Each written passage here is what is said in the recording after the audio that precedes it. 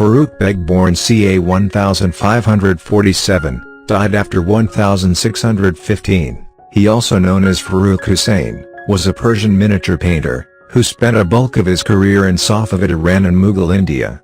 Praised by Mughal Emperor Jahangir as unrivaled in the age, Farrukh Beg was credited with painting a plethora of Persian and Mughal paintings, a handful of which survive today. His work showed his distinct training in Persian manuscript painting, which later on evolved to include more experimental techniques such as atmospheric perspective and modeling. Beg had produced miniature paintings under the patronage of 5 known rulers in West Asia and South Asia: Ibrahim Mirza of Safavid Mashhad, Mirza Muhammad Hakim of Kabul, Akbar in Mughal India and later his son Jahangir, and Ibrahim Adil Shah II of the Sultanate of Bijapur. His distinct style came to be revered by his contemporaries and patrons, due to a distinct homogeneity, evolving as a result of his Persian training and experiences in cosmopolitan Mughal courts.